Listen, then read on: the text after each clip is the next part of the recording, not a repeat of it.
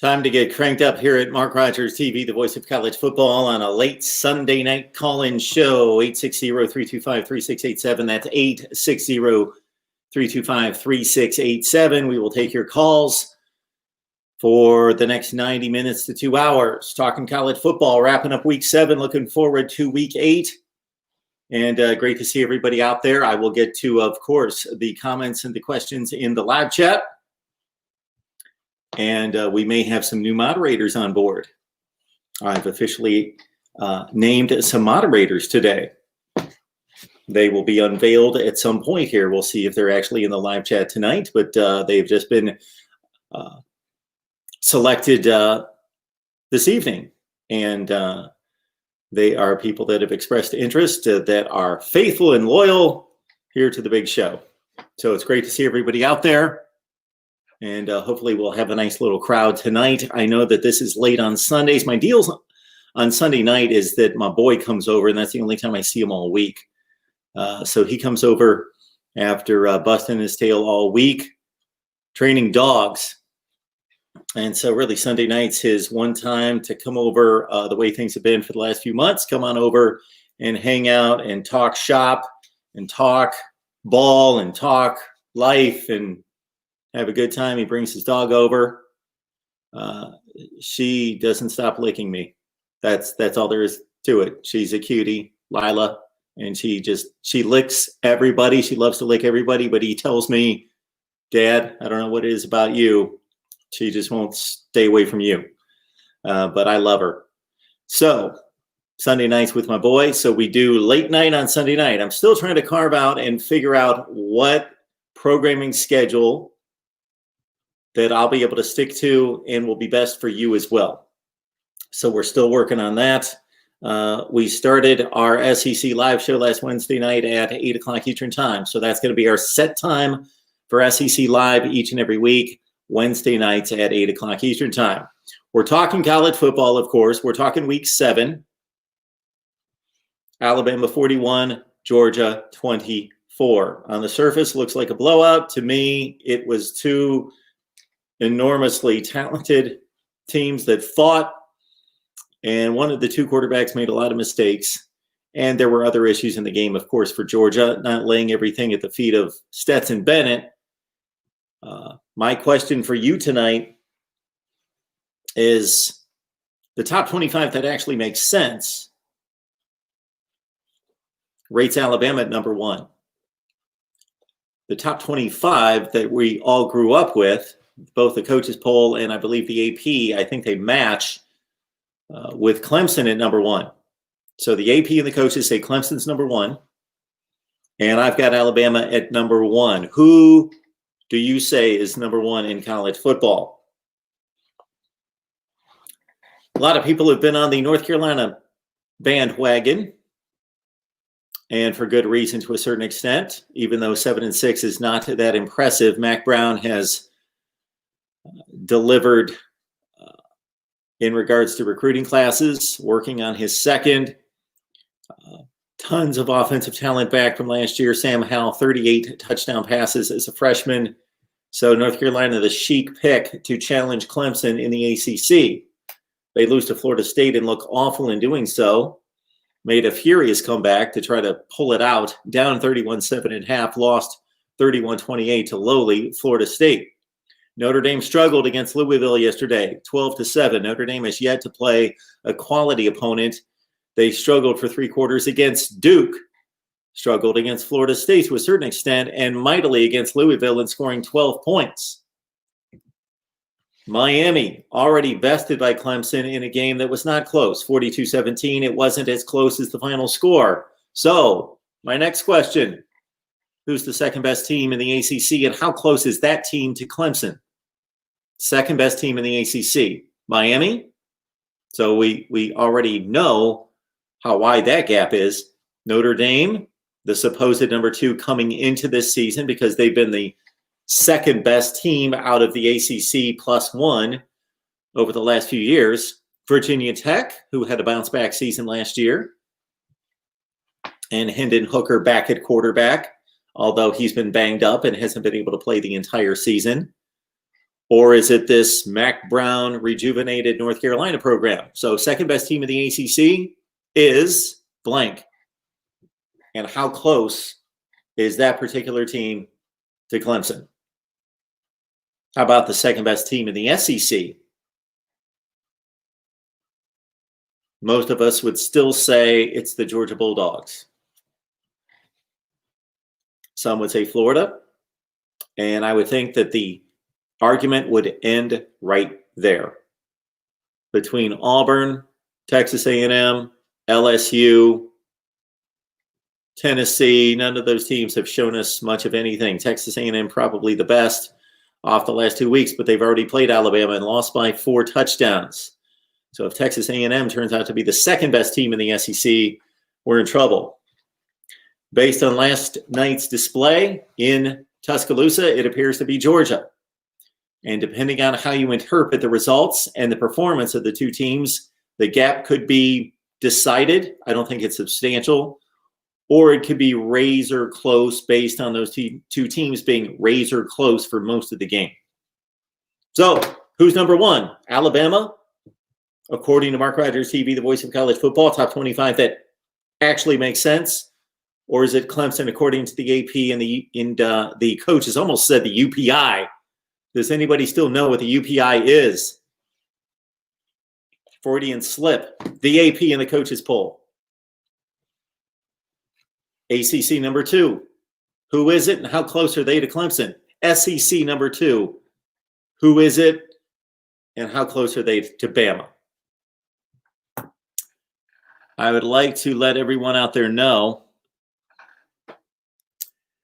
that we have a new little feature here at MarkRogersTV, the voice of college football. I would like to spotlight and give recognition and a big thank you to our patrons over at our Voice of College Football community on Patreon, where we deliver watch parties, exclusive live streams per request, also an insider look in my predictions, which I was 6-4 against the spread yesterday. Nothing outstanding, but that will certainly win you money. 6-4 against the spread. Should not have tacked on the West Virginia-Kansas game. I should have left well enough alone. I would have been 6-3 against the spread. That would have been phenomenal. But I had to tack on West Virginia and Kansas as a non-top 25 game, and I got burned by 1 point. So 6-4 against the spread. And that makes me now 39-29 against the spread this season. That will certainly make you money against Vegas at 57.5%. So check out the link in the live chat. Subscribe there on Patreon. But this particular live call-in show is dedicated to and brought to you by one Steve Jose. Steve, thank you so much for being a patron. And he is actually my very first Patreon member going back to August 2019. So, Steve, thank you so much. Big round of applause for Steven. Thank you, Steve Jose. This live call-in show is brought to you by Steve. Thank you so much, Steve. And hopefully Steve could possibly join us live or catch this sometime tomorrow. All right, let's catch up with the live chat.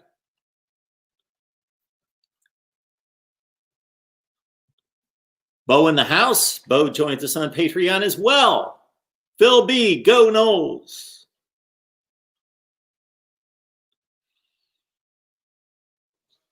Will Shan 68. I'm tuning in so that I can hear you talk about my Tigers, the Clemson Tigers. Clemson Tigers, I assume, not the Auburn Tigers, not the LSU Tigers, not the Memphis Tigers, but the Auburn or the Clemson Tigers. Yes, the number 1 team in the country, according to the AP and the coaches poll. I've got them at number 2. They might be the best team in the country, certainly. 73-7 over Georgia Tech. So what's obviously impressive about that, beyond the score, is that they were not necessarily on the field, but based on a lot of people's perspective and expectations going into the Miami game, they were challenged for the first time in 2020 against Miami in regards to, okay, this team has the type of athletes that we should respect. And Clemson dominated that game. They stood up to the challenge. They do what they do in big games. They came to play. They were razor sharp for the most part. They dominated along the line of scrimmage. Their stars played like stars, and they won easily. They were up 21-3. They had a field goal botched, of course, bad decision by Dabo Swinney that cost them a touchdown, but the defense gave up no meaningful touchdowns. So they come off the Miami game in a dominant performance against the team that was, in some eyes, going to challenge them. They come off that performance. They go right into the game against Georgia Tech, and they didn't win 35-3. They didn't win 42-7, 49-7, and they certainly could have. And all of us would have just seen the score in the bottom line, because who in the world is going to watch that game? I think it was on ABC at noon. But anyway, much better games to watch than watching Clemson and Georgia Tech. But as we all saw the score scroll by, we would have seen what we expected. 42-7, 42-10, 49-14, whatever. And just going on our merry way and decided, okay, let's see who Clemson's got next, or let's see the next time they're actually playing a team that could give them a game for a quarter. But no, this Clemson team is that committed, that focused, that laser focused on excellence to their standard. I mentioned this last night during one of the call-in shows, that it's similar to the Bobby Knight Great Indiana teams, in which Bobby Knight would say, we don't play to the other team's standard. We don't play based on, okay, we're the number one team in the country and they're number 7. They're going to give us a challenge. We expect a challenge. They're nearly as good as us. We got to kick it into gear and be focused and play hard tonight. Oh, this is the worst team in the Big Ten. We'll blow them out by 40. No big deal. No. We play to a certain standard. And this is Clemson football. This is where Clemson football has arrived.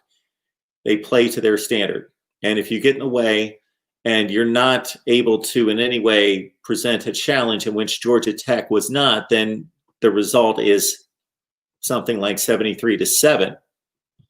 I didn't even watch one play of that game, but I can come to that conclusion because I know the culture and the program that Dabo Swinney has built at Clemson, and there's no reason for me to watch any plays from that game.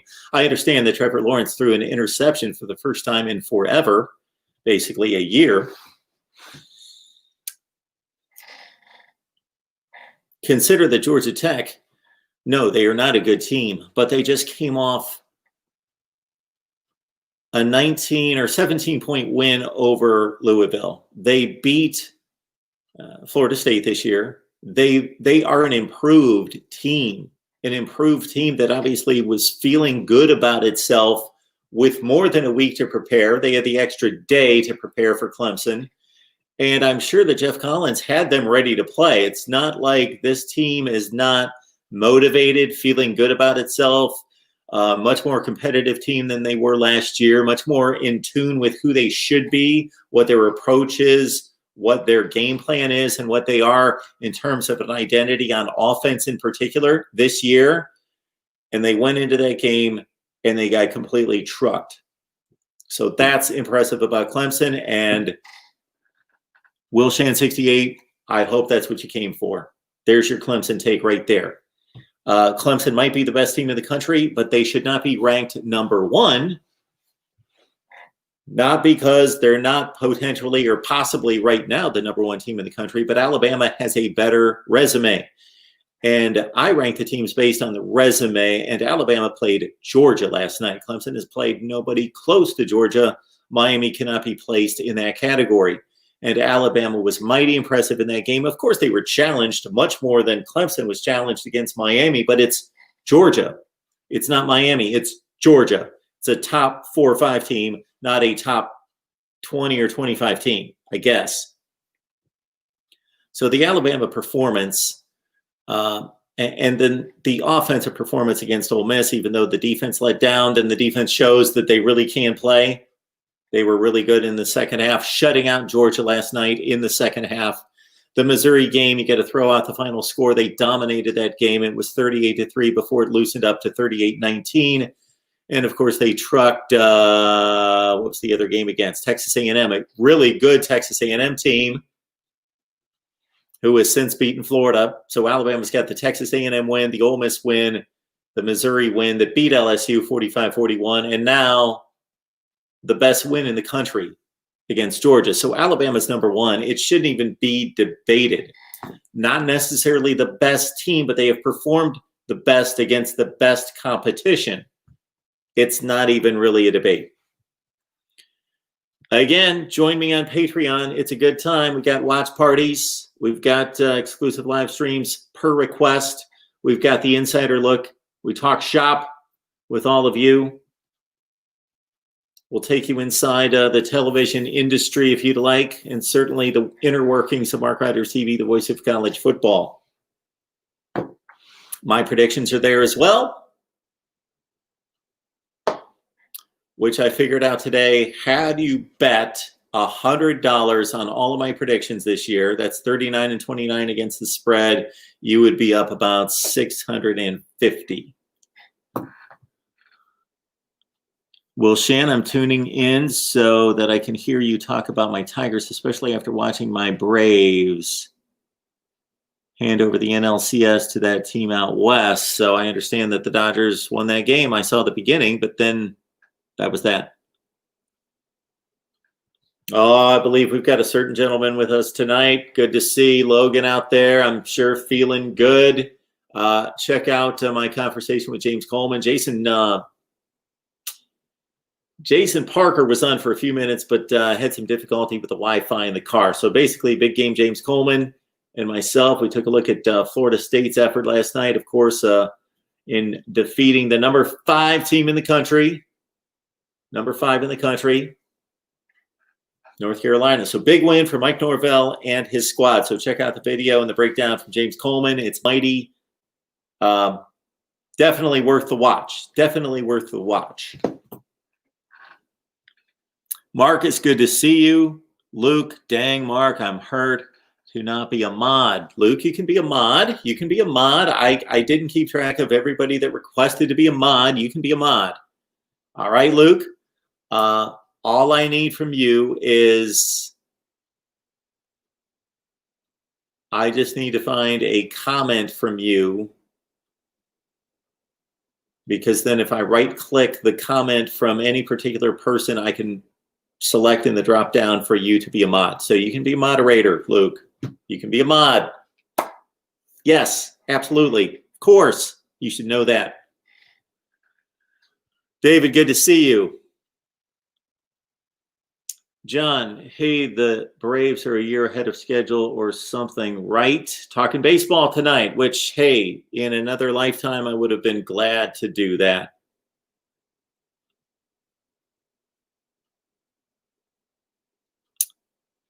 John is telling us that Barrett Saley has Ohio State at number 1. Well, we'll see. Once they play a game, we'll see how good the Buckeyes are. It's going to be difficult for me and anybody else to rank. That was between rank and rate. Rate or rank teams that have played 1 game when everybody else has played 5 games, 6 games. So we're going to have that disparity to deal with between the Big Ten and the Pac-12 and everybody else. So that's going to be interesting in the rankings. Marcus says Clemson is number 1, hands down. Again, look at the teams that they've played, and it's not even close. Alabama, Missouri, Texas A&M, Ole Miss, Georgia. And they've won these games by double digits. Missouri by 19, where they led by 35. They crushed them. beat Ole Miss by 15, beat Texas A&M by 28, beat Georgia by 17. It's not even close. I have no idea why anyone would rank Clemson at number 1 based on resume. Now, if you're just basing it on who you think is the better team, then I get it if you think Clemson is better, and I can't make that determination. I don't know who the better team is. If they played tomorrow, Clemson certainly has the NFL quarterback. At running back, they're similar. Alabama has the number 2 guy that's much better in Brian Robinson than Clemson's number 2 guy. But between Etienne and Harris, I would take Alabama's offensive line slightly over Clemson. The Clemson defense has looked better overall, but Miami, Virginia, Wake Forest, Georgia Tech, Alabama playing Georgia, Ole Miss, where they got shredded. We will probably see them play.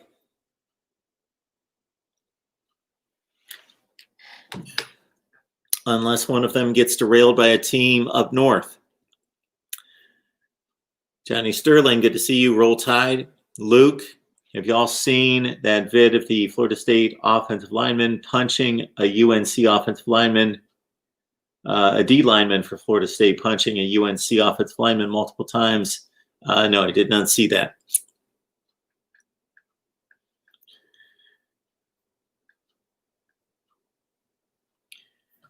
Greg Ferguson, good to see you. By end of season, iron sharpens iron, and that SEC schedule would make me pick Bama end of season. If they played now, I'd say Clemson. Both close games, though. Okay, that's fair. Tyron Wacky, Miami. I guess he's answering the question, second best team in the ACC. Cheryl, hey, Mark. I sent my email to you video. I sent my email to you video today. I don't know what that means, Cheryl, but you're a mod. If that's what you're referring to, Cheryl, you didn't have to send me your email. I made you a mod. You're with us, Cheryl. You are in charge. Press 1 to start the call, or the call will start at the beep. Took a while for the phone lines to get cranked up here, but here we go. MarkRogersTV, the voice of college football. Who's on the line? The man that gives college football its voice, Mark Rogers. How you doing? Stay Green Shield. Hey there, David. I appreciate it. You know, I was just playing with you. I got to admit a couple times when you didn't identify yourself, but that's just something I just expect people to identify themselves. And the first couple times I truly didn't know who it was, but the last time or two I just kind of played along and so you responded this time. I would have hoped you would have recognized my voice by now, Mark. I would hope it would you memorized it by now. So I'm glad that you recognized it now. Absolutely. Hey, I was listening to your thoughts on these two conferences, and I'm just going to kind of chime in with a few thoughts, because I got to be honest with you. You know, I was talking to you a couple of weeks ago about the ACC being a little bit better, or at least it looked better at the outset of the season. And I remember I called you with some of those thoughts. And now, obviously, seeing Miami, although I do think, as I said to you yesterday after the Miami game against Pitt, I do think that they're heading in a positive direction. I think next year will be a bigger year for Manny Diaz. I think, as some of your Miami fans have stated, he's got to, show up with a really good year. I don't know if they even feel it's realistic for them to win the ACC next year, but I think they'll be a better football team next year than maybe they are this year. I think North Carolina is heading in the right direction, although it cost me money yesterday. I jumped on that bandwagon -13 against Florida State, mainly because I like Mac Brown and I like their quarterback, and Florida State is just a dumpster fire, just to be perfectly honest. And, put my hand on that stove and got burned. And then Notre Dame they just look like Notre Dame. Now, I think Notre Dame, just to answer your question, is the second best team in the ACC. I still have a gut feeling, though, if they play Clemson right now, it wouldn't be that much different than their playoff loss in 2018. I mean, is that your read on it? It is, if we can take anything from yesterday's game. And really, as I review all the results from the season, they didn't play well against Duke. They didn't play that great against Florida State. And especially offensively against Duke. And now this Louisville game, yeah, they put up a field goal in that Clemson playoff game. And maybe that's the way Clemson's playing defense. Clemson did not give up a meaningful touchdown to Miami. Right. Here's the thing that I think about Clemson. I mean, I get your point about Alabama being the most accomplished team right now, obviously, as far as resume goes. And your point is well taken. But however, to judge Clemson, and it's been tougher to judge Clemson over the last few years because of how bad the ACC has been. I was trying to make a case that it's a little bit better than it has been the last couple of years, but basically what I was stating is it had nowhere to go but up, because it's been the fifth best conference out of the five conferences pretty much for 5 years, for the last few years here. So, now that being said, I just think Clemson might still be the more complete team, you know, using that old term eye test. Remember how folks will use that term from time to time in judging football teams. I don't know what your thoughts are. They seem to be a little bit, I trust their defense, I think, a little bit more maybe than I would trust Alabama's defense. I don't know what your feelings are in watching the two teams play when it comes to that. I guess, but I saw an Alabama defense last night that certainly wasn't a shutdown deal against Georgia. But I guess if we're going by eye test, yes, Clemson's defense has shown up in every game. I didn't see the Virginia game. I didn't see who else have they played? They played this Georgia Tech team yesterday. I didn't watch that game. There was no reason to watch that game. Right. I watched them play Miami. Every play against Miami, and I watched a little bit against Wake Forest. I just don't know how to take anything from those games. But when Georgia's on the other side of the field and Alabama's winning that game by 17 points, and I don't think it was a true 17-point win. There's not 17 points difference between those two teams. It was it was a tremendous game until about 10 minutes left. But man, when Alabama goes out there and does that to Georgia. Well, here's the thing, Mark. I went and looked it up. And I looked at the 24/7 Sports Composite among the top 5 rosters in college football. And here they are, top 5 in order. Maybe you already know them, but just to go over them real quick. Number 5, according to recruiting rankings, it's Texas at number 5, Clemson at number 4, Ohio State at number 3, Alabama at number 2, and Georgia at number 1. Okay? And that's based on the recruiting rankings over the last couple of years and how they've recruited. We all know that Georgia's been recruiting extremely well. But, you know, back to, and I listened to a little bit of Uncle Lou's rant the other day about the lack of quarterback play at Georgia, and that's what it comes back to. I mean, Georgia has a lot of talent at a lot of different positions, but do they get good enough quarterback play to compete with those other teams and to beat an Alabama? And I had my doubts about that. Was the only thing that really held me back from picking Alabama to win, from picking Georgia to win that game over Alabama. Is I just didn't know if they could get enough out of Stetson Bennett. I just didn't think they could. And, you know, I don't know if they meet in Atlanta, which I think they will meet in Atlanta in the SEC championship game, if that's going to be any different. I don't know what your thoughts are on that. Well, you certainly were right, because I have tried to, when I alluded to the game a few minutes ago in my opening bit, and also last night, I tried to find other reasons why Georgia didn't play this game down to the wire. And certainly, if I dissected the game and watched it again, certainly we could point out all sorts of issues. But it seems as though a lot of it, or most of it, comes back to Stetson Bennett's play, because they didn't complete drives at the end of the first half and then all through the second half because he missed on throws. He also thought he was something that he's not. He made a couple throws out of desperation. Once it became a double-digit game, 2-score game, he started to think that he was John Elway or something. He's running out of the pocket, whipping the ball downfield and thinking that he can make these throws. He threw a couple passes that should have been or could have been intercepted, and then he threw an awful interception when Gary Danielson, analyzing the game, had no idea. He was trying to figure out who's he trying to throw the ball to, and then he made some type of a guess that, yeah, he really thought he could make that throw. So I don't know what would happen in a rematch if Kirby Smart would certainly, he can play more conservative. You can't play conservative. You have to keep up with the offensive firepower on the other side. But everything, and so that even played into the defensive lapses when you just have to figure that defense was out there so much as the game wore on in the second half, and they couldn't sustain drives and put up scores, that a lot of Alabama's offensive productivity late was because Georgia was gassed on defense. And so that comes back to the quarterback missing throws on third down.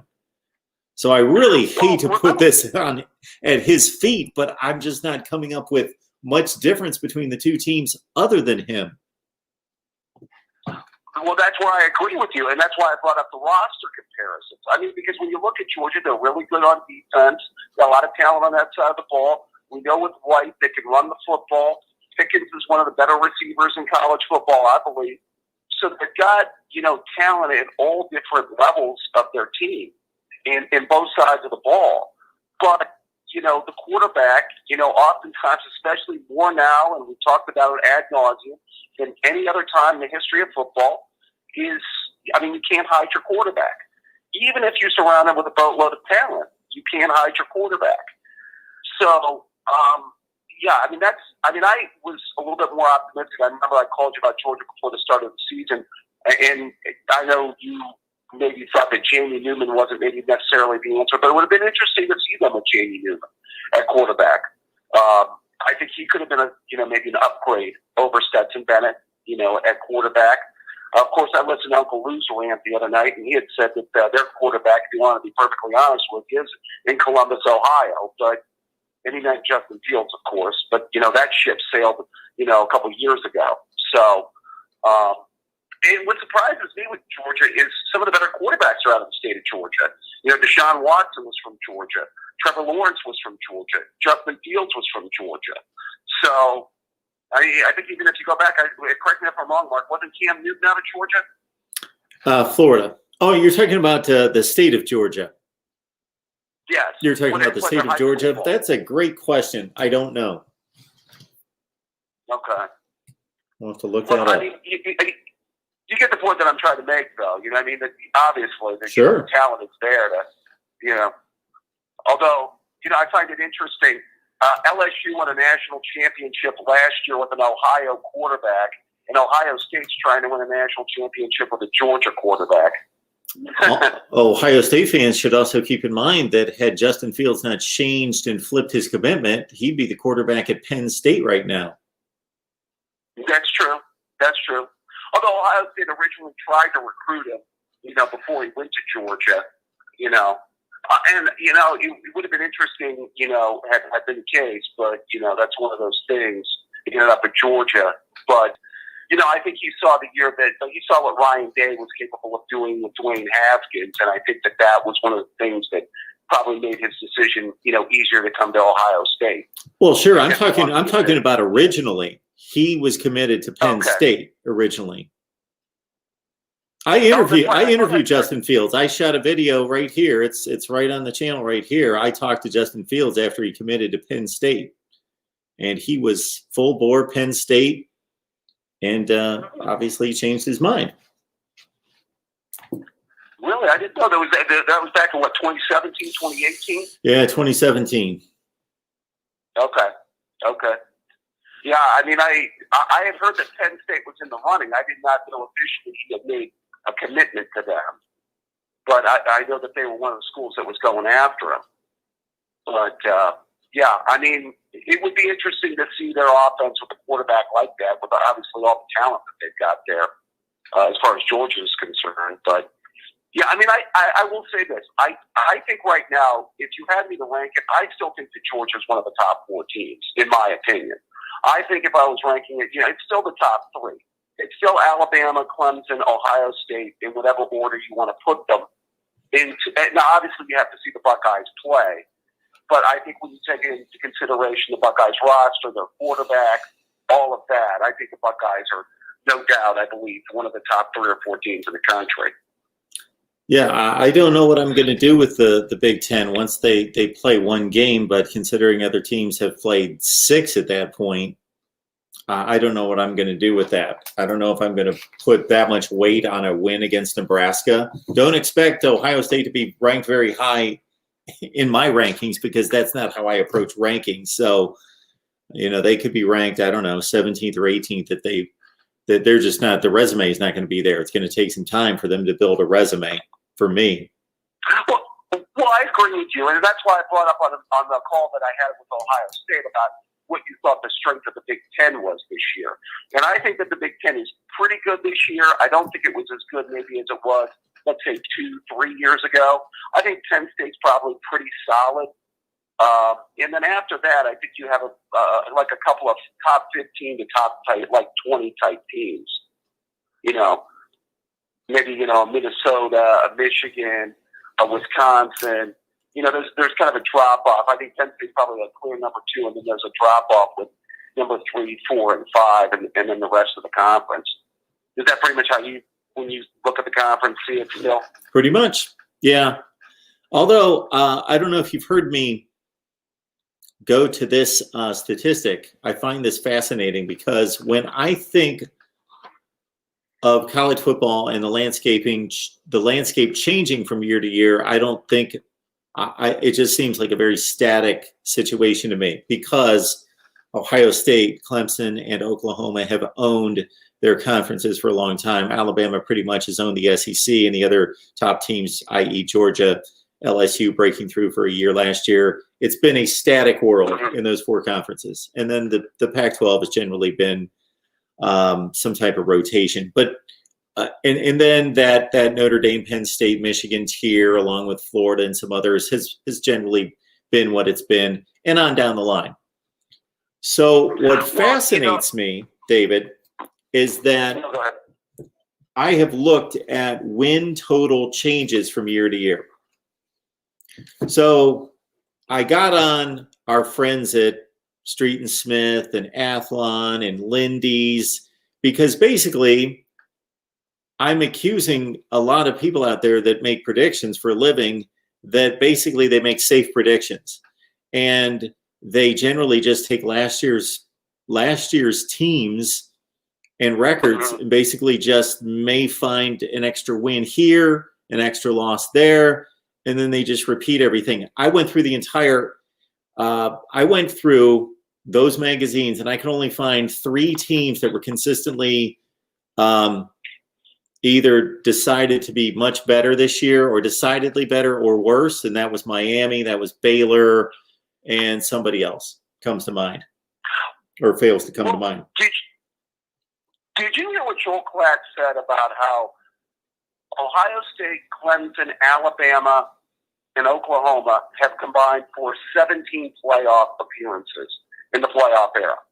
The rest of the country and the rest of the teams in the country have combined for 7. Yeah, sure.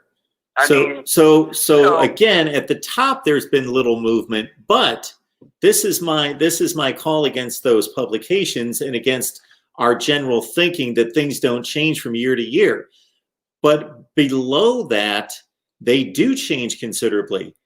Out of 75 Power 5 teams, that means the major independents plus the Power 5 conferences, 75, the last 2 years, how many of those teams out of 75 do you think either had their win totals in the 12-game regular season increase or decrease by at least 3 games? And that's a substantial change. That's a 6-6 team going to a 9-3 team, or vice versa. That's pretty substantial. How many do you think? So the prediction by those magazines was for 3 teams to have that type of change in wins and losses from year to year. But how many do you think actually did the last 2 years? Out of 75 teams. Teams, you're saying? Yes. I'm going to say 15.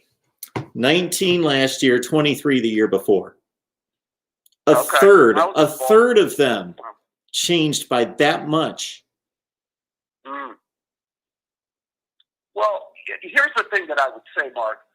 The only way that, I mean, LSU had a dream season last year, and they, obviously popped up and had, I think, kind of like a 2010 kind of Auburn season, where they were they were more talented than that 2010 Auburn team, so that may not be a fair comparison, but they were a team that really rode an incredible season by a quarterback to a national championship. That's really where the comparison can be made.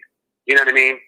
And I think the only way a team could ever, rise up and beat somebody else within that top 3 or 4 is they would just have to have that generational kind of quarterback pop up. You know what I mean? I think ever crack that seal. Don't you? Do you think that sounds about right? Like, I mean, if all of a sudden somebody up in the SEC popped up and had their Joe Burrow outside of Alabama, there you go. Well, those teams recruit so high, yes, that could happen. Because there are, out of the top 25 teams regularly, you went back to recruiting rankings and looked at the top 5. If you expanded that out to the top 25, you're talking about almost the entire leagues inside the top 25.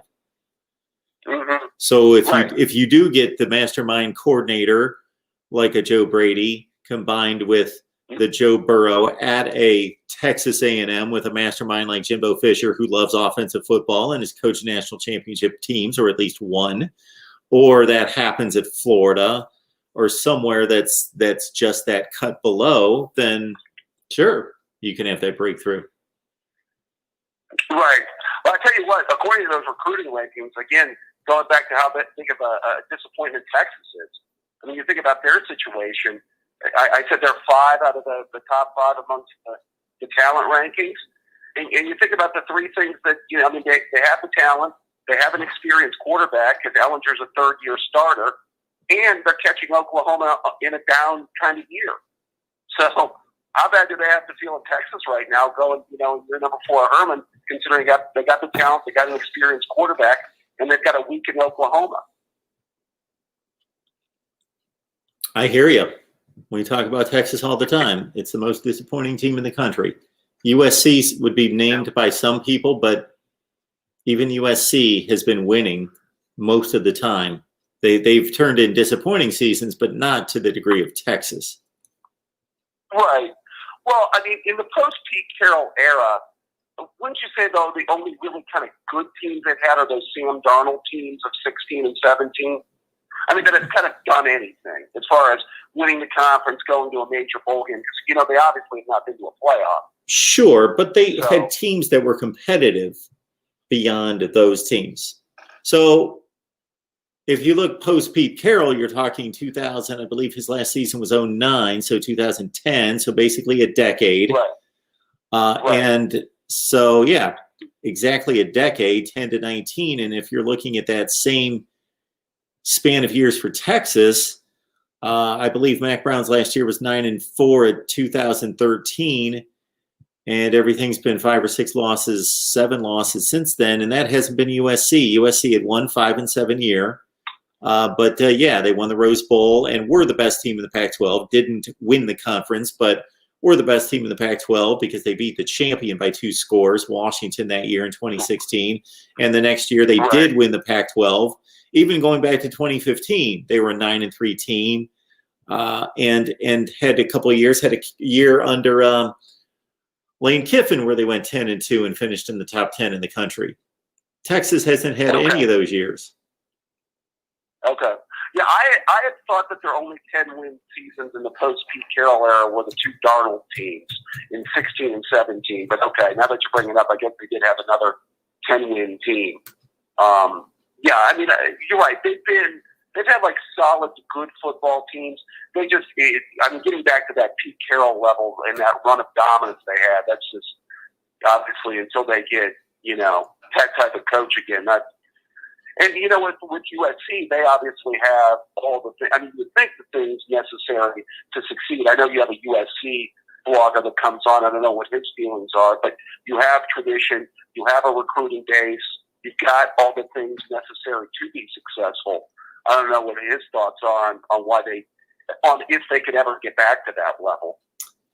David, here you go. Post Pete Carroll, 2010, 8-5, didn't go to a bowl game on probation. 2011, 10-2, didn't go to a bowl game, probation, finished in the top 10 in the country. 2012, 7-6, lost the Sun Bowl to Georgia Tech, and I remember that was a Lane Kiffin team that, with Matt Barkley, that started the season ranked number 1 in one of the polls. 2013, 10-4, won the Las Vegas Bowl. 2014, 9-4, won the Holiday Bowl. 2015, 8-6, lost the Holiday Bowl, and then you had the Darnold teams. 10-3, won the Rose Bowl. 11-3, lost the Cotton Bowl to Ohio State before 5-7 and 8-5 last year. Okay, so they had a couple of other 10-win seasons mixed in there, other than the Darnold years. So, yeah, I mean, is there a feeling out there from those USC people that you talk to that they could get back to that level under Carroll? It's probably not going to happen with Clay Helton as their coach, I would think. No, none of them have any faith in Clay Helton. Not at all. Yeah. Yeah, I don't know if they were a little surprised that he's still hanging around out there. I had thought that it was going to be close to a done deal, him being gone last year, but I hear that they have some issues there with in the athletic department or something like that may be causing him to still keep his job. Yeah, I really don't know much about that situation. Okay. Nope. Yeah, I just thought that, you know, it's interesting. Once you have that high level of success and then you decline, maybe you don't get back up to that level, it takes that necessarily, probably you're not going to get back up there with that particular coach. You know, one would think. Although they've got quite the advantage in playing in a poor division and having all that talent in their backyard. Like, who do they play on a regular? Who do they play in the Pac-12 that should be playing at their level? The best teams that they play are Utah in their division. So. Well, and I'm a feeling that if the Pac-12 is ever going to be good again, your bell cow, your best program has got to be playing great, and that's USC. I mean, they're the best program, you know, obviously the most significant program in the history of the Pac-12. So, you know, they have to be playing at a high level, I think. Now, you still have Oregon out there, who's a really good program. You still have Washington, who's had some good teams, you know, in the Peterson era. But, you know, I think the Pac-12 to be, you know, considered what they were, I think USC's got to be kind of USC again. Yep. I would believe so. All right, Mark. Well, hey, it's a pleasure talking to you, my friend, as always. I appreciate it, David. And, yeah, the Buckeye. I saw in your schedule you're going to be doing the Buckeye talk on Wednesdays. Yes, Wednesday at 3:00 Eastern Time. We hope to make that a set deal, but we shall see going forward. Okay. All right, because I know you guys would have that on Friday, so you moved that then, huh? Absolutely. Okay. Well, I'll look forward to that on Wednesday. Awesome. Thanks, David. Take care, Mark. All right. Yes, John. A win over Missouri is better than a win over Wake Forest. Not by a whole lot, but it is. Are we starting an SEC versus ACC conversation fight in the live chat? There's no comparison between the two conferences. There's none.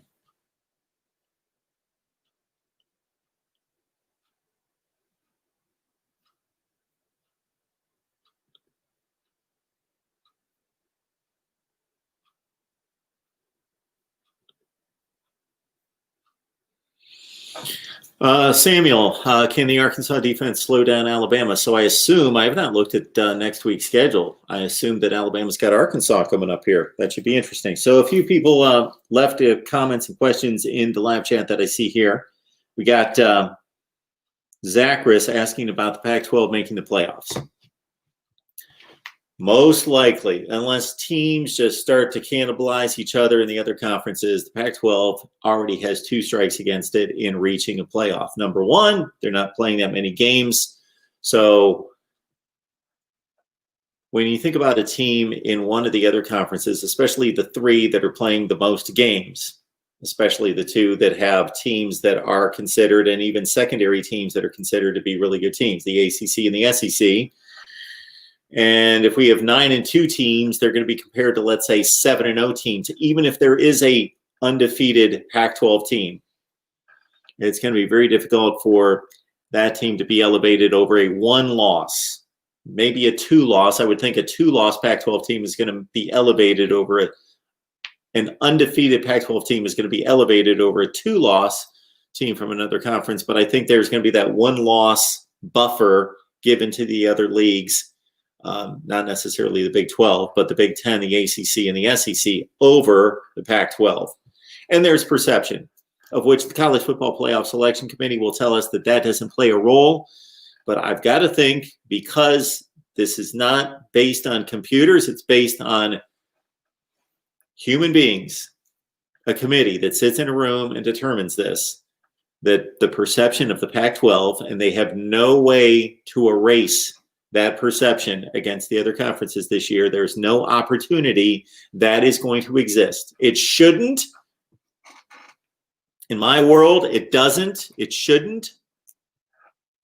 What has happened in previous seasons should not play into an evaluation on 2020, but it will. So the Pac-12 has the 2 stigmas and the 2 issues of poor play against the other conferences in recent years, therefore poor perception coming into this year, and also playing less games. So it's going to be difficult. Is it impossible? No, absolutely not. Oregon or USC goes 7-0. The Big 12 knocks itself out with a 2 or 3 loss champion. And let's say Ohio State, Alabama, and Clemson win out and are undefeated teams. And especially if Alabama tags a second loss on Georgia, especially since the first one was not close on the scoreboard. I still believe it to be a close game athletically, competitively on the field, but on the scoreboard, a 17-point win. And then let's say Alabama beats them by another 2 touchdowns in the SEC title game. Then Oregon would get the nod. USC, Utah, whomever that team is out of the Pac-12, I would think would get the nod over these other second place teams in those leagues. So it's not over for the Pac-12, but it's difficult. They need an undefeated team, most likely.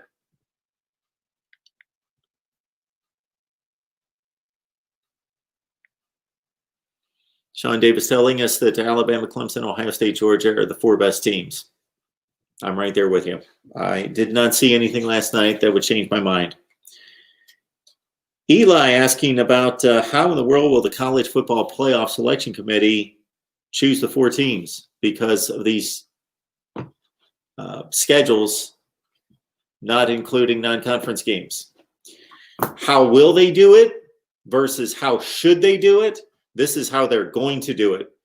They're going to select the 4 best teams, who they think are the 4 best teams. And for them to state these are the 4 best teams is ludicrous and arrogant and asinine. And they've done it in the past. They've said these are the 4 best teams.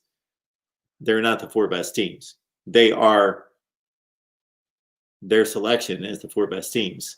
And then they hide it behind conference championships. That was the 2014 line. That was it. Win a conference. 2015, win the conference. Because in 2014, we had this mess between, it should have been a mess between Alabama, Oregon, Ohio State, TCU, and Baylor. Why the mess only existed between TCU, Baylor, and Ohio State?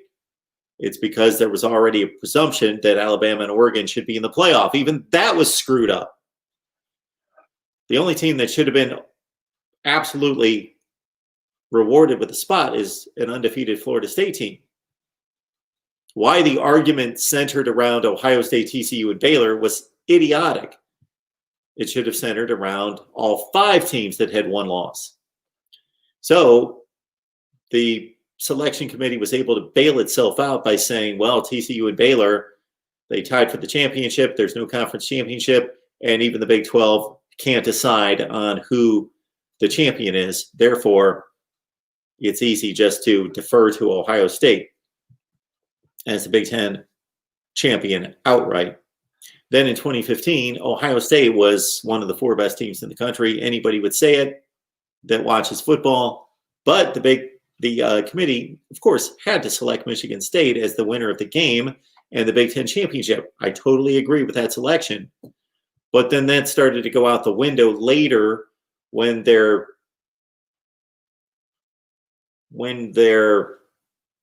started to be controversies involving second-place teams like Ohio State in 2016 and Alabama in 2017.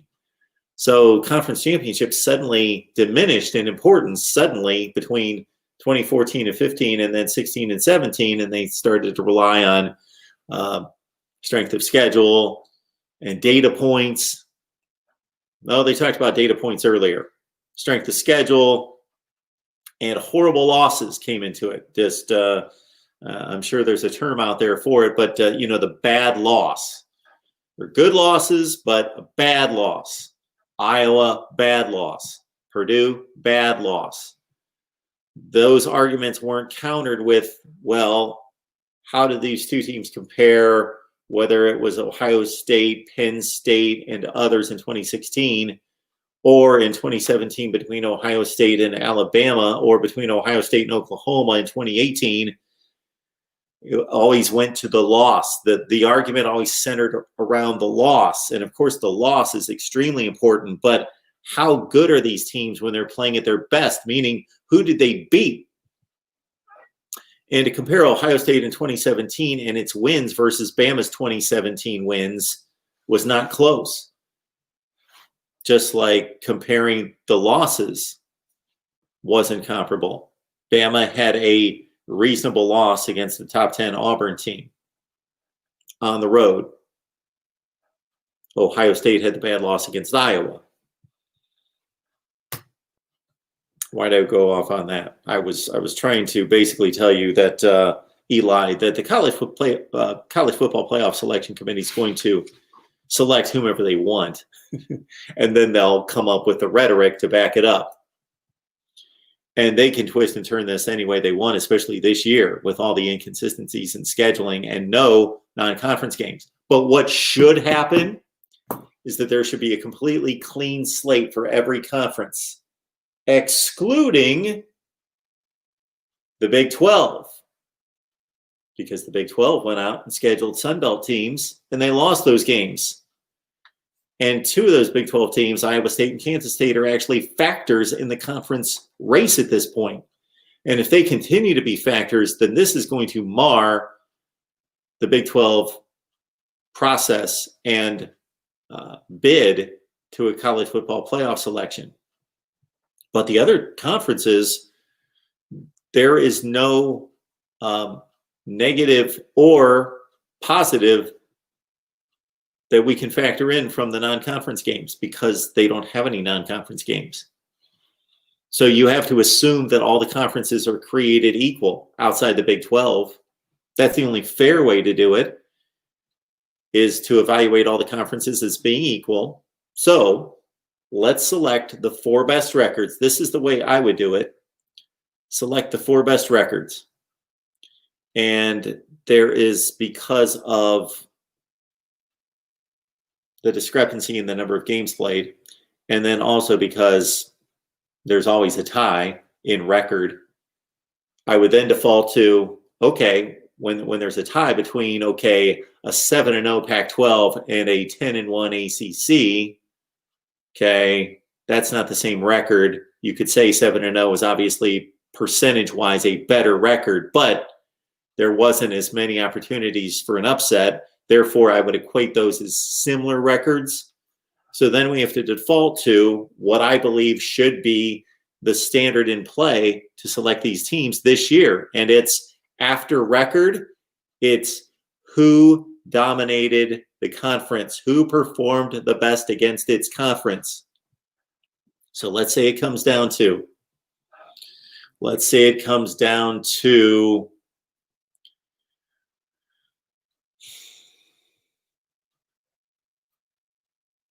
nine and 0 Ohio State, 7 and 0 Oregon. Okay. Because of the records and the two more data points, I would give Ohio State that much of an edge to begin with. To begin the evaluation, 9 and 0 is better than 7 and 0. But to hurt the Buckeyes, they are not playing Wisconsin, Iowa, or Minnesota, right? They're playing Illinois, and they're playing in the Big Ten Western Division, I believe Illinois and Purdue. So they were not given the better teams. So if it plays out as expected within the Big Ten, then Ohio State's not going to have those quality wins against a Wisconsin, Minnesota, or Iowa. So we then need to judge how dominant was Oregon in its 7 wins versus Ohio State in its 9 wins.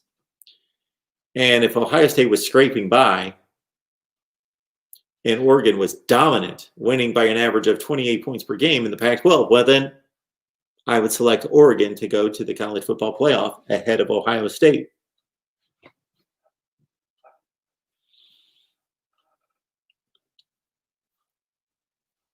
And then we got a question from Emily on my evaluation of the Michigan-Minnesota game. So I believe that that is the game in the Big Ten. If I could only watch one game this week, definitely in the Big Ten, that is the game. And I believe, I haven't looked at all the games, that is the game that I would watch. If I could only watch one game this week, it would be Michigan-Minnesota. We will have both a Minnesota and hopefully a Michigan look at this game later in the week. And it looks like you're fishing for a prediction. I don't make those on Sunday night. So those will be available on Thursday and Friday. I believe I'm, oh my goodness. The record is not as nearly as good as it should be straight up. My standard's 80%. I'm usually around 82%, and we're only around 75% this year. I believe the straight up record is 50-19. And against the spread, it's 39-29. But we'll have our prediction later this week.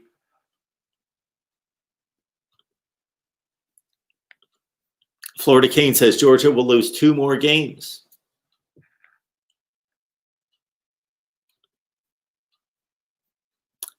All right. I am probably so far behind in the live chat that hopefully you guys are having fun.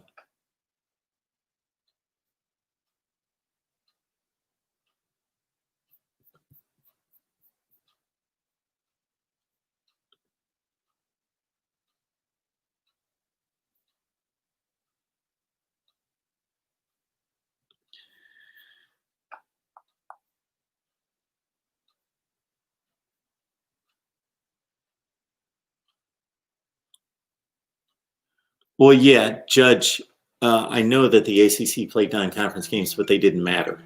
They did not matter.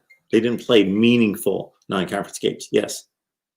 I'm understanding of that. I know what the schedule is. The call will start. But playing Charlotte and Liberty is not a big deal, unless you're Syracuse. But I'm talking about the teams that are the teams that need to be judged and evaluated toward a playoff. And they're not playing anyone. North Carolina would have played Auburn and UCF, for example. They played Charlotte. MarkRogersTV, the voice of college football, who's on the line? You know what would have been really good? We should have seen Miami play Central Florida in those non-conference games. Why didn't that happen? Would have loved it. Why couldn't they work that out? Would have loved it. 2 Florida teams. We can finally put one of these arguments to rest for Central Florida. I mean, everyone knows Central Florida is better than Florida State, but I would have loved to have seen them play Miami. I'm starting to sift through the live chat, and apparently I need to completely explain myself. I thought I was pretty obvious in my statement that the Big 12 was the only conference that played semi-meaningful non-conference games. Yes, I know that the ACC, I know that their teams were scheduled to play 1 non-conference game. So for Notre Dame, it was South Florida, and for Clemson, it was the Citadel. Yes, I know what the schedule is, but They didn't play any meaningful games that we need to evaluate them, unless they were going to lose all those games. So I need to be more specific about that. Well, I mean, I for one think any game is better than no game, but I'm certainly not going to sit here and pretend like the ACC playing those extra little non-conference games makes their schedule like better than the ACC's, or better than the SEC's or something. But I got an interesting one for you, Mark. Since this is, supposedly, I keep hearing this rumor that the Big Ten is actually playing football this year, and that they're actually going to be starting pretty soon. I got an interesting one for you. Okay. Where do you put, because some polls already have Ohio State ranked in like top 5, even though they haven't snapped the ball yet. Let's say they come out and they blow out Nebraska and they, send Scott Frost all the way back to Orlando, where he should be. What do you do with them? They've only played one game. Do you really put them ahead of all these other teams that have played 4 or 5 games? No, I don't, and I won't.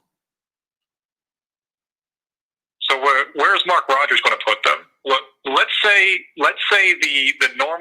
the way of things happens. Ohio State absolutely curb stomps Nebraska. Yep. What does Mark Rogers do with them? Well, you'd have to lay out the rest of the week, but generally speaking, all right. So mine, it's completely based on resume. So it does become very difficult because there's only going to be how many undefeated teams there's going to be, it's going to be strange because you're going to have, what do we have right now? We've got Alabama, Clemson, Notre Dame. We only have 3 Power 5 undefeated teams currently.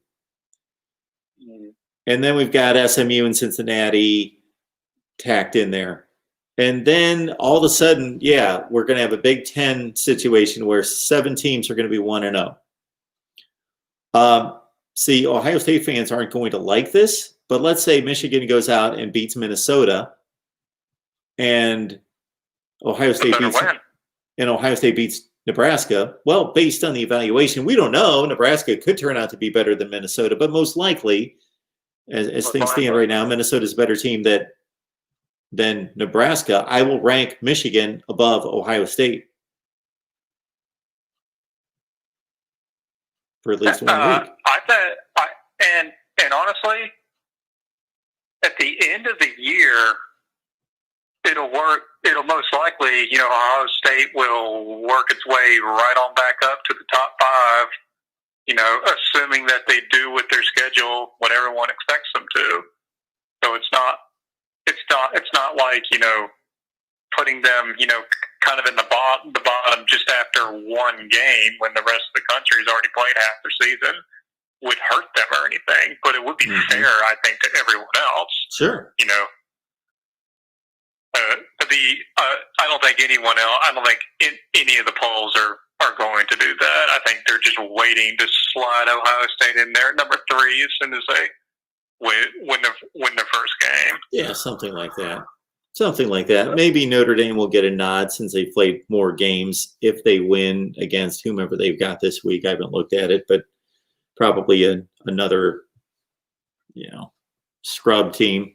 I'm going to answer a question that you could also chime in on, Reasonable Gump, while we are on the phone here, because Carson Nash is saying, I'm tired of people saying Clemson don't play nobody because the ACC sucks. Truth is, they are just that damn good, and they have proved it by winning national titles against Alabama. Well, Carson, both can be true. Clemson can be just that damn good, but the ACC can still suck. And they both are true and have been true for 4 years. So the ACC does suck and doesn't present them a challenge. But yes, they are still able to go out there against national competition and compete for championships and win championships. Both are true. I've never understood this infatuation, like not only Clemson fans, but their head coach, with their need to defend the ACC. I'm like, not one of the criticisms that people throw at the ACC apply to Clemson, and everyone's pretty clear about that. It's always the ACC except Clemson. Everyone always makes that very clear. I believe no that. one's saying you're a bad team or that you don't deserve the praise you get. No one, absolutely no one with a brain has said that. Now, I'm going to agree with you, Reasonable Gump, because I certainly see the same thing. Everybody agrees Clemson is the dominant program, the best or one of the two best in the last 5 or 6 years. But I think they do get tired of hearing that they're not playing anyone. But that's just fact. I mean, sorry, you're just going to have to live with it. I mean, it's not Clemson's job to make the ACC, more than it is. They can't. It's not their fault that the ACC sucks, but that is just reality, man.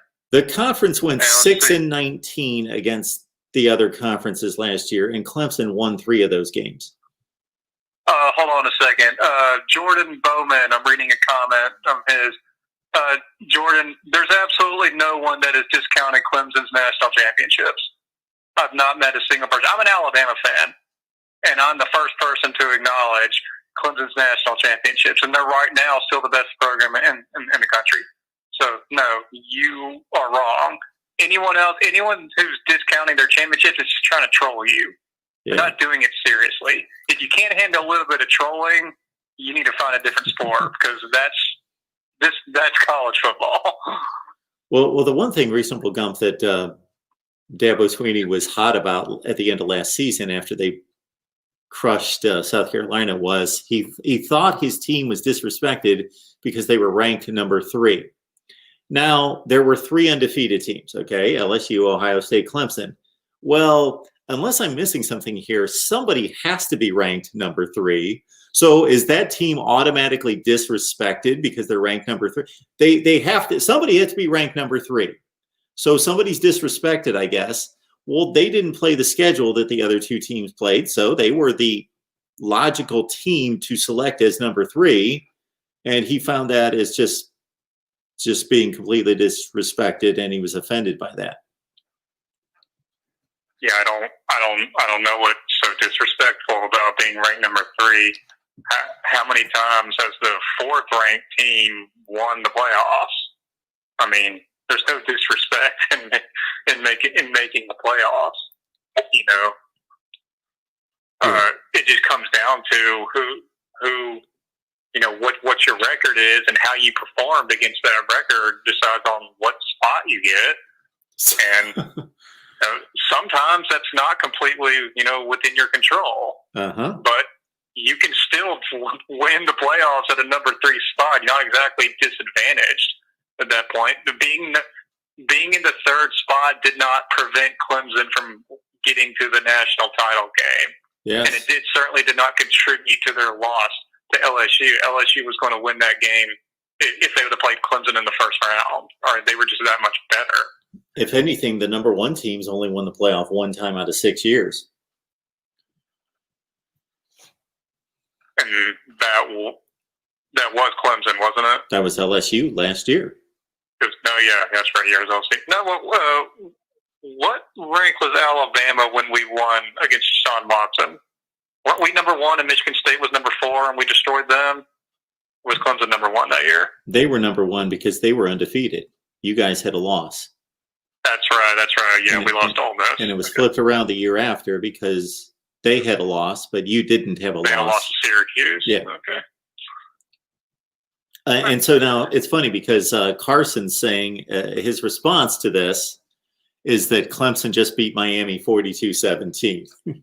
Like that's a monumental win or achievement, I guess. Well, I mean, you even when I logged on to your show or I tuned in, you were going on a spiel about Clemson beating Georgia Tech, and I'm trying to figure out why is there this push this weekend for everyone needs to talk about Clemson and Georgia Tech? Did anyone not see this happening? Well, no, I was just making the point. Posting in other videos, hey guys, guess what? Clemson is thrashing Georgia Tech, and I'm like, well, who cares? So did UCF. UCF beat Georgia Tech by 5 touchdowns. So the point I was making is that this is the mark of a true championship level program that goes about its business week after week after week after year after year after year, is that it doesn't sleepwalk through these Georgia Tech kind of games. Like other talented teams might show up and beat Georgia Tech, 31-13, sleepwalk through the game, that they go out and still annihilate Georgia Tech. To that degree. Yeah. I mean, I didn't see how Georgia Tech managed to get a touchdown, but I'm sure it was meaningless. Congrats on scoring 73 points. That's impressive against anyone, but it's certainly not, I don't think, need to be that big of a talking point right now. I mean, there's really no difference between scoring 50 and 70 or 80 points on these little, high school teams. It's just basically, how mean are you? Does the coach have a heart or not? Is he going to let up? And right now, Dabo, I think, is trying to win Trevor Lawrence the Heisman. So that's unfortunate for all the rest of the ACC in their way right now. Yeah. It's a tremendous program. I am taking nothing away from Clemson. It is possibly the standard, depending on your perspective. I still consider Alabama the standard, but Clemson has more recently won that game by 4 touchdowns and a national championship. So in my eyes, it's a standard set by both of them, with Ohio State a tick behind if you look at accomplishments. Mm-hmm. Real quick, I'm going to address my silent critique person right here again. So Jordan Bowman says this guy named Jeff. What's his name? Jeff Klimsky. His comment is just a carbon copy of every criticism I hear of Clemson. Jordan, look at the second half of that comment. Half of the SEC could make it to the playoffs with Clemson's schedule. That is obviously a troll, good sir. Half of the SEC is not making it to the playoffs. I don't care what schedule they have. Okay? Look at first of all, the SEC is not even that good this year. But anytime this is just a clear marker. Anytime someone says half a conference can do this, that, or that the best team in the country can play, that's obviously a troll. So try not to take those kind of things very seriously. So FSU fan is telling us the ACC is good this year. And so my response to that is, how do we know? There is nothing that has been played out in these games that gives us any indication that the ACC is good this year. How can we state that? There are no non-conference games. That's my point. There's no non-conference games. The ACC has sucked for the last 4 years. So I'm going to assume that they still suck, especially when one of the worst teams in the conference, based on losing to Georgia Tech, based on getting stomped by Miami, based on barely beating Jacksonville State, that team goes and then beats North Carolina, who's supposed to be, in some people's eyes, the second or third best team in the conference. So what this is telling me, not just that result, but all these results compiled together, is basically just confirming. And Notre Dame beating Louisville at home by 5 points, a Louisville team that lost to Georgia Tech by 3 scores and lost to Miami by 2 scores and had 4 losses before that. All this is confirming is that the ACC is still one team.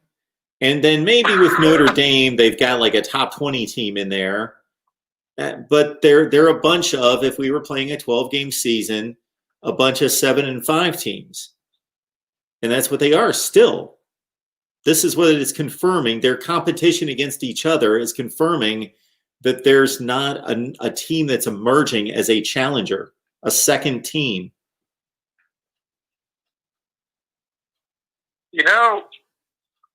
Notre Dame does not play Miami. True. And that's a crying shame, because then we could actually figure out who the who the distant second place team is. Right now, I would actually lean towards Miami, notwithstanding what happened last week. Of course, everyone kind of expected that anyway. That would be interesting if Miami, after 1 year with Manny Diaz, managed to rise above where Notre Dame is right now. Yeah, it'd be an interesting game. They should have made sure that game was played. Completely different styles of football too. Yep. Somebody was just calling in. Whomever it is, call back in just a second. Marcus Cameron is saying here in the live chat that the SEC is down this year. The ACC has more top 25 teams. Okay. Let's understand how insignificant and irrelevant the top 25 is right now, based on other conferences not playing, based on the lack of games, based on there being no non-conference games. So basically all that's happened in the SEC is that, and I was trying to figure it out, ranking 5 of them near the bottom of my rankings, between Auburn, Tennessee, Kentucky. Who am I missing? Auburn, Texas A&M, Kentucky, not Ole Miss, Arkansas, and maybe somebody else. There's a bunch of 2-2 teams that have just beaten each other. South Carolina is the other one. They've beaten each other. That doesn't mean that they're bad. That just means that they're not great. Nobody's distinguishing themselves out of that pack of teams.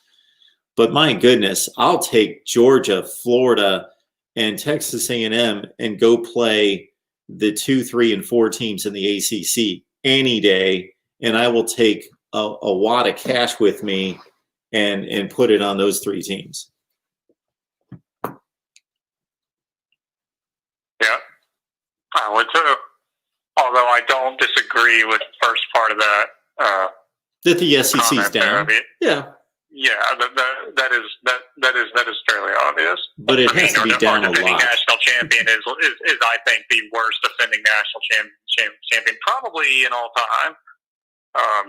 The team that they lost to is maybe even worse than they were last year from the looks of it.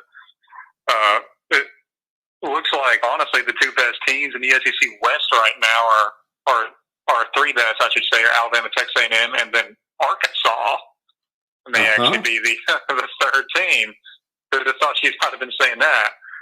I mean, look what happened to Auburn. They've only won 1 game so far. I mean, I don't think anyone saw that coming, and they've gotten their easiest ones out of the way too. Yeah, I know. This is definitely not a great year for the SEC, which is why I'm probably still on the train that they're not getting in. They're not getting in 2 teams. If there was ever a year, well, there has been a year, but if there was ever another year for that to happen, I don't think this is it. You got to have way better.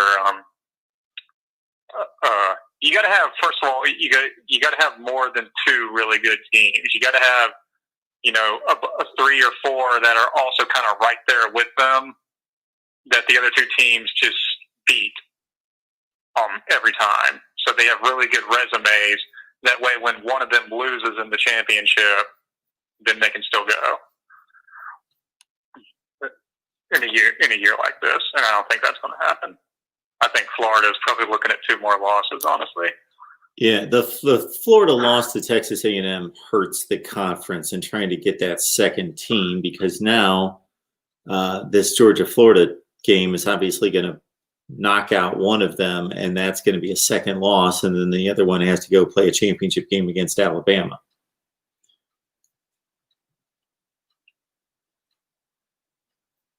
That's interesting. I am literally on here saying that the SEC is down. This is worse than we've had been in a long time, yet the comments that I get are apparently I'm saying that the SEC can do no wrong. Or SEC homer sounds like it. Okay. I thought I was actually bashing the conference there, but apparently I'm being a homer on here. Well, sounds like I'm about ready to make some videos where I'm lining up all these conferences. Maybe I'll let the Big Ten play for a week, and we won't even give the Pac-12 enough respect to even include them. But we'll let the Big Ten play for a week possibly, and we'll just seed these teams and then match them up, and it'll just be a fun exercise that can't be proven because nobody's playing games against each other. That's my point. That's my bottom line point. It's all just conjecture, but we'll see these teams and say, okay, who do you think is going to win the game between Clemson and Alabama? Well, that's a hell of a game. But then after that, I'm sorry. But then after that, I'm sorry, Mark. Sorry. Go. Continue. I'm just saying. After that, though, it's Georgia and Notre Dame. I guess it's Texas A&M and North Carolina or Miami. It's Florida and North Carolina or Miami. It's on down the line. And I'm telling you, for as bad as SEC fans believe South Carolina and Tennessee and those teams are, when those teams are getting matched up against Duke and Georgia Tech, well, those wouldn't be competitive games. No, but I want to apologize to. Well, I'm not going to apologize because I saw a previous comment from this guy and it wasn't, but family friendly. But I will say I misspoke about Mr. Emido Pro here. He wasn't saying that I'm an SEC homer. He is saying that Mark is an SEC homer. Yeah, if there's something I just love to do, it's root on the SEC. I've been spending my life just rooting on the SEC, believe me.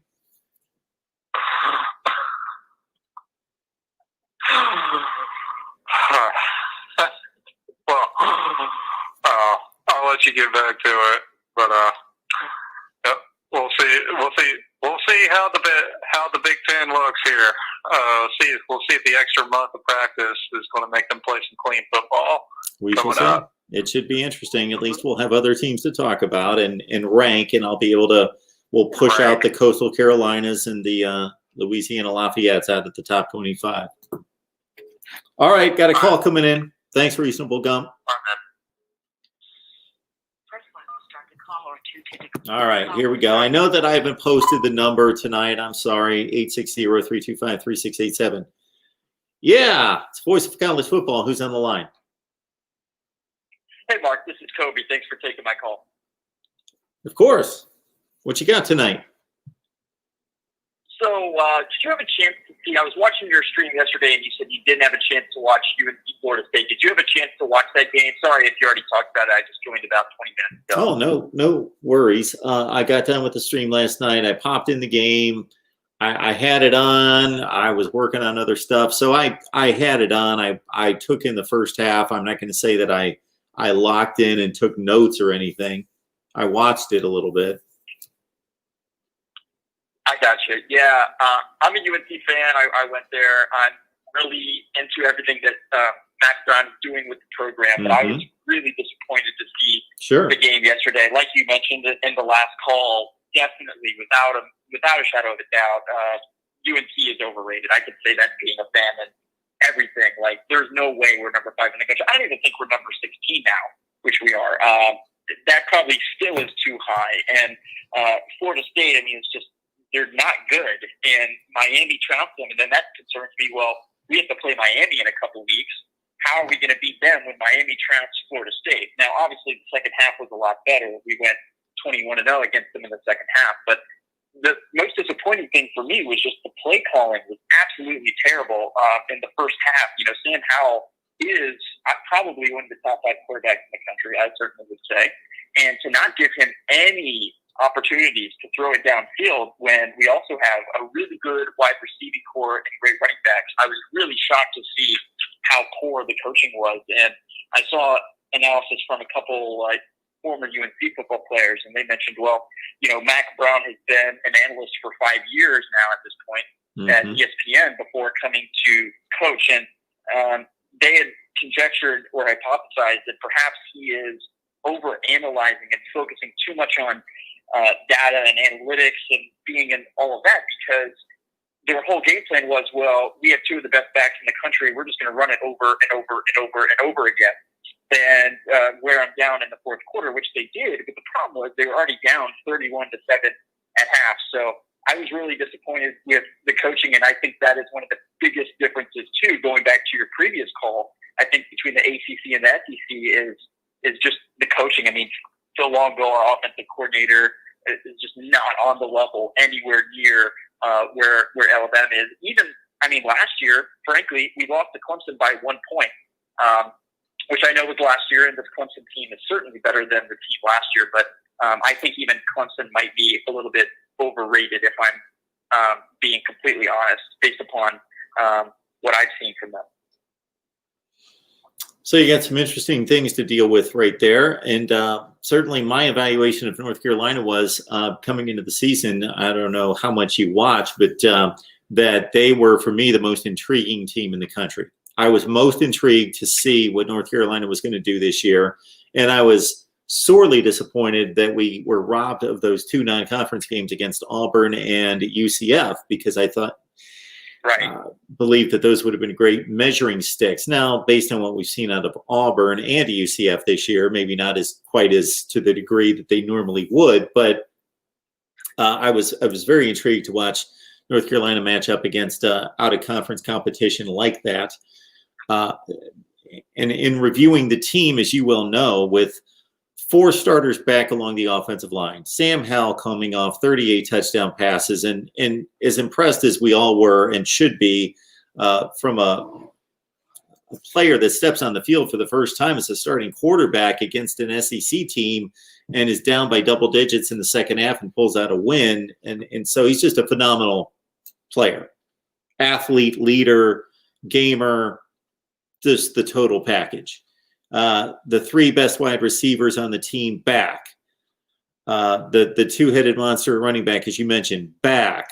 As I looked at the defense, from what I remember, the productivity was a bit sporadic in regards to what was returning, but most of it was coming back. There were some key losses, but yeah, I thought that this team was primed to be the 2nd best team in the ACC, minus possibly Notre Dame, not including their entry into the ACC. I picked them to go 9-2 this year, and we'll see how it plays out. I certainly didn't factor in a loss at Florida State, though. Yeah, and not only that, they just seemed like they weren't ready for the prime time in a sense, too. It's like coming out and having 2 blocked punts, and it really was just embarrassing in the first half. Now, I mean, the second half was a totally different story, and that was the team that I expected to see the entire game. Frankly, I didn't think that this game would be close, but then when you look back at it, I actually come to think that, don't know why I thought that. We barely beat Boston College by 4 points. Yep. And we certainly didn't we haven't routed anybody. We played Syracuse and beat them 31-7, but they're abysmal. So that shows you nothing. And I'm also curious to know, I'll end on this, what do you think about the upcoming, again, the Miami-Carolina game? What are you seeing? What do you think is going to transpire in that game, given some of the challenges Carolina is facing and also some of the shortcomings Miami has that were kind of exposed versus Clemson? So you bring up a good point in regards to evaluation of this Florida State-North Carolina game and maybe me getting a better read on Carolina. So what I've seen out of your team this year is I watched the last 10 or 12 minutes against Boston College because I was off watching other games, but that became very intriguing to me and certainly turned into a 2-point conversion with 45 seconds left that was brought back the other way. I didn't see, I was also wanting to see the Virginia Tech game, but did not see, except for some highlights and play here and there, didn't see much of that. So what I would have wanted to see against Florida State, and maybe I'll take some time this week to give it a look, is how in the world your defense got torched by an offense, at least in the first half, not in the second half, apparently, shutting out Florida State, but in the first half. And I know that Florida State outplayed you in special teams, and obviously there was a pick 6 involved, so it wasn't entirely the defense. But since Florida State has been so dysfunctional on offense, I know that they tricked your defense into some big plays in the first half. There was the long pass play to the H-back when you had them buried inside the 5-yard line. That was just completely a play call. It was set up, blown coverage, just missed the number 45 H-back that leaked out of the backfield that was wide open. Then there was another play where they brought the wide receiver across the formation, and then he ran like a streak to the left corner, the one where he got flipped and almost made it into the end zone, but they called him out at the 4. And that was another bad coverage play by your team. But if you really look at the totality of the effort, I don't know how to judge that defense against that, or just a really handicapped offense. Jordan Travis has a bad shoulder. He's not really able to throw the ball that well downfield, and it got worse as the game went on. We talked about that. We had a North Carolina, Florida State recap breakdown today, and how he's just really hurting, and they tried to protect him in the second half. He only threw 19 passes for the game. So, yeah, how your defense is going to play against Miami, I think. And I'll ask you this question, if you're concerned about, and I would be more so from a run defense standpoint, because De'Ara King is not throwing the ball well downfield. Miami didn't try to throw the ball downfield. I noted in my notes and watching every play of the Miami-Pitt game that De'Ara King didn't take a shot, even in intermediate, like a 15-yard pass, until late in the first half, and they rarely went downfield against Pitt. Maybe because of the pass rush, and Pitt's got one of the best pass rushes in the nation, and then they just didn't want to have to try to protect him for that long. But I think as long as North Carolina really bows up against the run, they'll be fine defending Miami. And that was one of the big challenges for our defense against Florida State, is that their quarterback, number 12 there, is super, super mobile. And there's obviously been flux of that position at Florida State, and they definitely.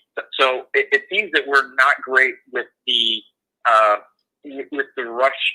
My question would be, I don't exactly know. I've been following Miami's games this year. De'Ara King is pretty much deemed to be a pretty mobile quarterback. Absolutely, right? Like he runs pretty well. Yeah. So I think that's going to be a huge challenge for Carolina's defense. With that being said, I think our defensive coordinator, Jay Bateman, is a great play caller, and he's been consistently, I think, phenomenal. He was at Army before. He's really, really good. And I think that they will have learned a lesson from this team. I mean, the thing is that our team is extremally talented between Javonte Williams and Michael Carter as backs. Sam Howell's fantastic, and our receiving core is super, super talented. Bo Corral, De'Ami Brown, like all those guys are incredibly good. And they were making some insane catches in the fourth quarter until they didn't, and they missed 3 in a row. I mean, that miss from Javonte Williams to get that first down towards the end of the game in the fourth quarter. If Javonte Williams makes that catch, then they're pretty much in field goal range. The other thing is, I think exactly as you mentioned, the defense so much wasn't the problem. It really was special teams. The first 2 punts they had were blocks. So, I mean, they were way, way shoved back into their side of the end zone, and that was a huge challenge for them there. And we don't have a kicker that can kick a field goal longer than 40 yards. I mean, literally, if it is over 35 yards, they go for it on 4th down. Okay, so you don't have a kicker. Kicker. Well, not to interrupt, Toby, but you don't have a kicker that can kick from distance. And you just said, I missed that. You had 2 punts blocked? Yeah, 2 punts blocked. Now, Florida State's really good on special teams. They blocked 3 kicks against Georgia Tech. Those were field goals. Oh, that's true. That's true. But yeah, so obviously, if it gets into a how can you be the number 5 team in the country? I'm saying that that's UNC, but how can you be the number 5 team in the country when you can't even kick field goals? I mean, literally, we do not have. I mean, it's just you can't be in that position to win clutch games against good teams. Alabama's won national championships by missing extra points. So I don't know if you know that Alabama's missed more extra points than any team in the country since Nick Saban showed up. Really? Regardless of that, they've obviously probably scored more touchdowns than just about anybody else. So that seems to be a disparity right there, and a bit of a mismatch. And then Miami's got a tremendous punter in Lewis Headley, and they've got a great field goal kicker in Borgalis. He kicked a 56-yarder against Louisville. Yeah, that's definitely a mismatch. I will say, though, I think that UNC will have learned from this game and open up the passing game earlier. That was really the problem in the first quarter is, yes, Michael Carter and Javonte Williams are great. There's no question about that. But when you're handing the ball to them every single play and you're pretty much not doing anything different, I mean, they'll occasionally do like a sweeper or something like that, but it pretty much was really repetitive in terms of the play calling, then, you don't open the field. And the whole thing about since Mac Brown came back was about, the air raid, and we're trying to open everything up. And it was just run after run after run after run. And they didn't really deviate from that game plan. So hopefully they learned from this. And if they open them up like they did in the fourth quarter, it's also so weird because this is exactly one of the problems we had at the beginning of last season, where we played South Carolina and Miami. We were down to Miami last year when they weren't opening Sam Howell up to make throws. And then in the fourth quarter, all of a sudden he makes a 4th and 17 and he, starts making clutch plays. And, but they just opened him up too late in this game. And it's just weird that they continue to, I guess, not really have an even offense, a balanced offense with the run and pass combined, even though they have weapons at both of those positions, Well, I got to say, you're making it difficult for me not to be tempted to watch the second half of that game. It was phenomenal. I mean, it was a really, really good comeback because at half it was, I think, 31-7, and they did not score a single point in the second half. The game ended 31-28. Sure. So, and you definitely, it was a really great run, too, because we had about 50 seconds left and we're at the 50-yard line and had a really, really good opportunity to get in field goal range or to even get a touchdown and win. But, yeah, definitely recommend you check it out. Thanks for taking my call. Really appreciate it and enjoyed the show. Keep up the good work. Yeah, thank you so much. I appreciate it. Absolutely. Thanks, Mark. Have a good one. Our guy Toby on the line, talking North Carolina football, worried about his heels coming off a very disappointing effort as a 2-touchdown favorite at Florida State. Man, I try to watch as much college football as I can. I'm sitting here from noon until after midnight. Now, once the Pac-12 and the Mountain West kick in, it's going to be 3 o'clock in the morning, and I got 3 screens on, and I'm taking notes like a madman. So I see games all the time that I'm like, man, I didn't see that. South Carolina, Auburn. May not be a big deal to a lot of people out there, but I had that game on a second or third screen, but I really didn't pay enough attention to it. And I kind of lost track of it, really didn't lock in on what was going on. And I got that on DVR. I'd like to see Auburn, South Carolina. Maybe I'll watch the second half of that game.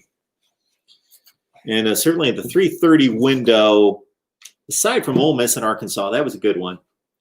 Let me run down real quick. We'll give it a look here. And I want to pay recognition again to our guy, Steve Jose. We're dedicating this particular live stream to Steve. I hope that he sees this as our first ever Patreon member, the Voice of College Football Community, where you get the insider look, the predictions, 39-29 against the spread. You get exclusive live streams per request, all sorts of insider information and betting information and insight from Steve Merrill and others. All right, let's check out this week 8. Because I got to tell you, I don't even know who's playing outside of the Big Ten because we ran down all the Big Ten betting lines on our Ohio State show. For any of you who are interested in my appearance on Pigskin Pete, that will be noon tomorrow, noon Eastern time, live. Of course, you can watch the replay, be on the Rewatch Squad. That's going to be posted on Pigskin Pete's channel. We call it College Football Coast to Coast. We recap all the games. Look forward to the next weekend's games. All right, let's see what we got here. Coming up in week 8.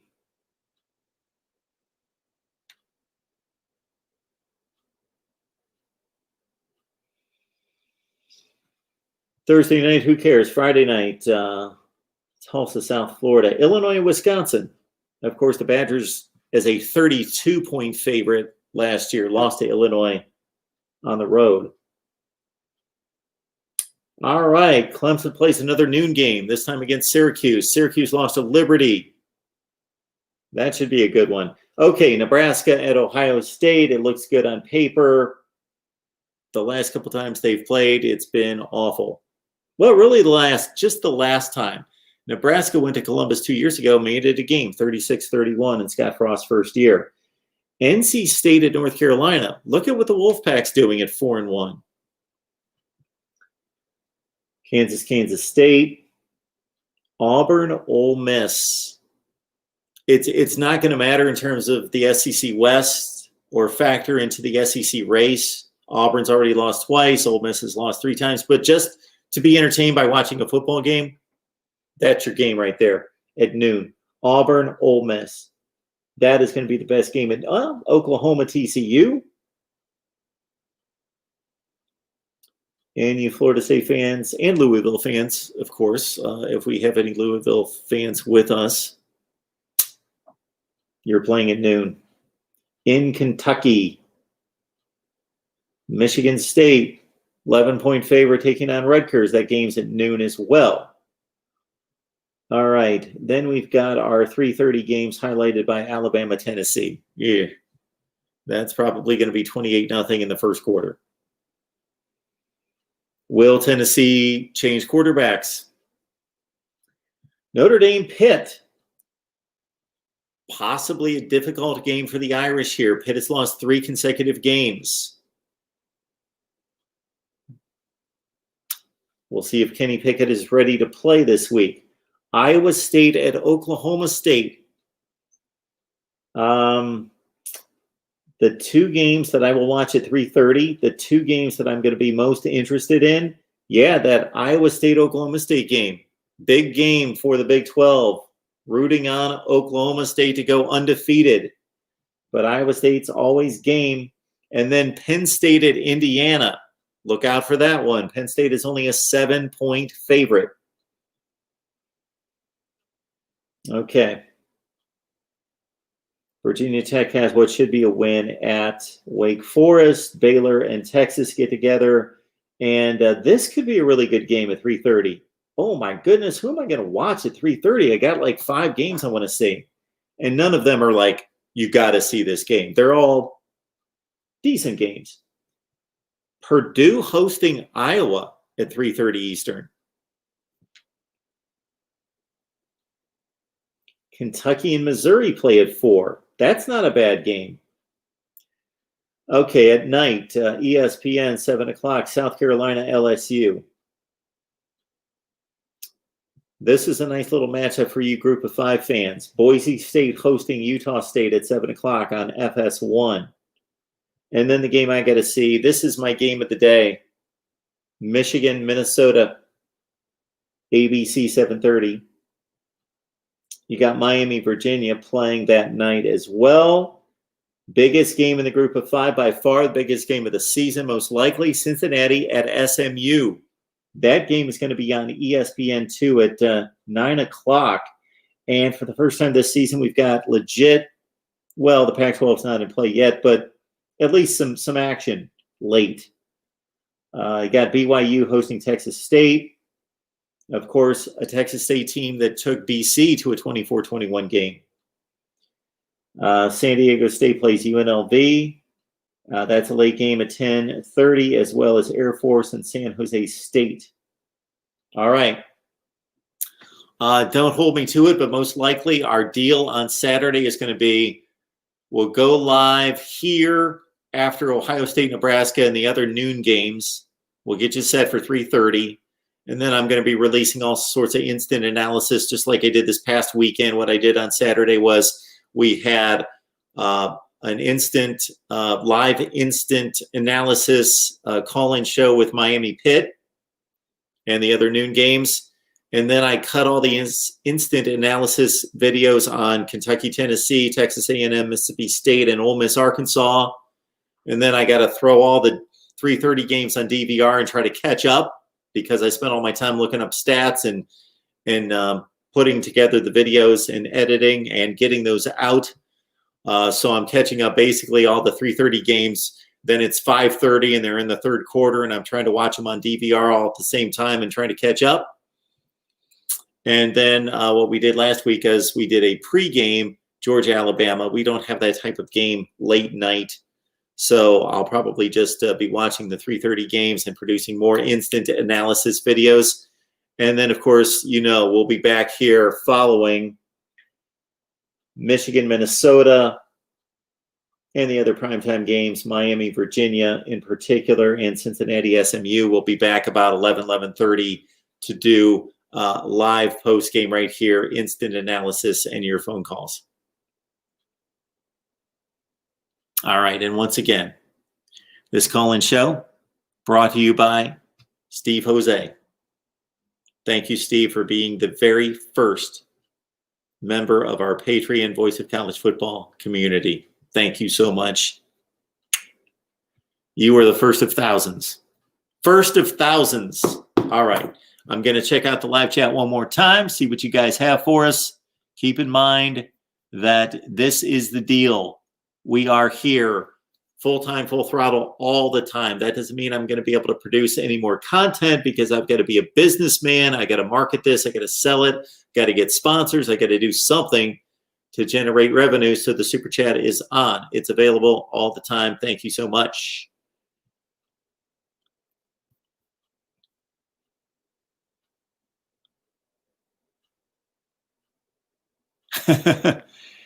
Mr.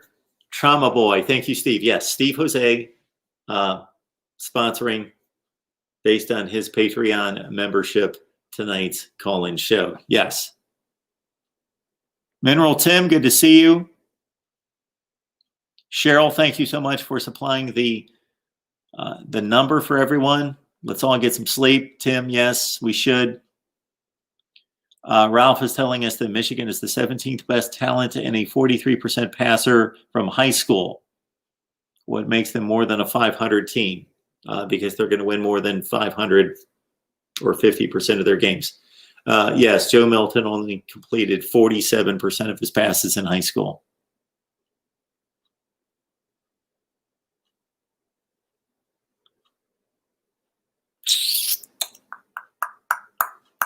All right. Thank you, everyone. Again, we'll be on with Pigskin Pete at noon Eastern time tomorrow. And we will be producing videos all day tomorrow. And they will be right here at Mark Rogers TV, the voice of college football. Please check out the top 25 that actually makes sense and our Florida State, North Carolina recap today. And again, all sorts of videos coming your way with previews for all the big games we just talked about headed your way in the next few days. Our next run of live shows will be on Wednesday. Not that I won't be back here live. That's why you need to subscribe.